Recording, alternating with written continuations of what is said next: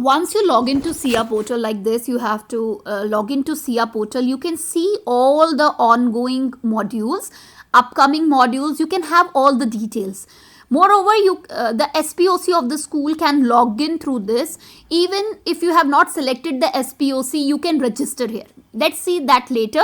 First of all, if I click on, say the ongoing module, what I can see here, what information I can get. I can get all the entire schedule, all the details of entire schedule, when the training started, what are the topics. You can even see the guide videos. So once you go through it, you can guide your fellow teachers and it becomes easy. So you can see everything, you can get every detail over in these modules at this portal.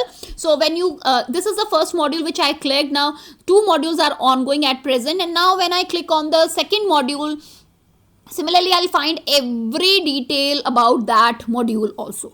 So you can see here, this is the second module which is going on. And I can see all the details, whom to contact video. So you have to scroll and you have to, explore this.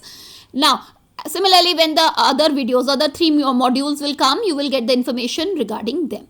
Now, how to, what is the duty of SPOC? Who is SPOC? These are the common questions which I go through, which we face, people ask. So SPOC is a nominated person from school. He's a single point of contact, and he can be or she can be principal or vice principal. And SPOC's duty, they have to ensure that all the teachers from their respective schools are joining the session, right? Their regularity. He or she can make changes in the Sia portal, like nomination of the teacher, change in the teachers, everything. So when SPOC is to register, they will go to Sia portal and click on new registration. So first thing is the SPOC has to register himself or herself, and then he or she has to add, the teacher participant from that particular school.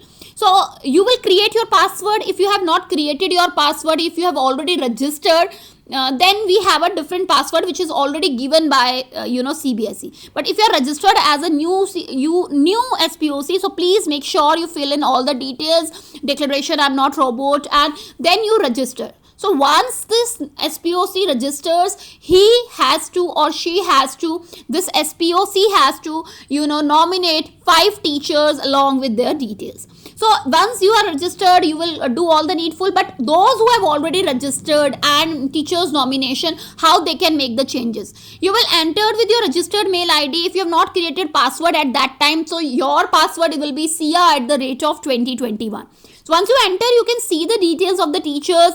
Even you can, change your SPOC here. That we see later. And here, this is very important, teachers, that for a SPOC, it's very important to update the status of the teachers, whether the teacher has started or not. So you'll click on started button if the teacher has started, and then don't forget to click on update option. Similarly, the SPOC can replace and teachers by clicking here and filling the details. Now, when we come on this page here, you can see change SPOC. So by mistake, if you have, nominated a teacher, you can change the SPOC here, but you make sure that after doing update, you have to verify the newly registered SPOC mail ID. You will get a link there on, newly registered SPOC mail ID. I hope this will help you. If you have still question, if you still have a doubt, write in the comment section. Thanks for watching.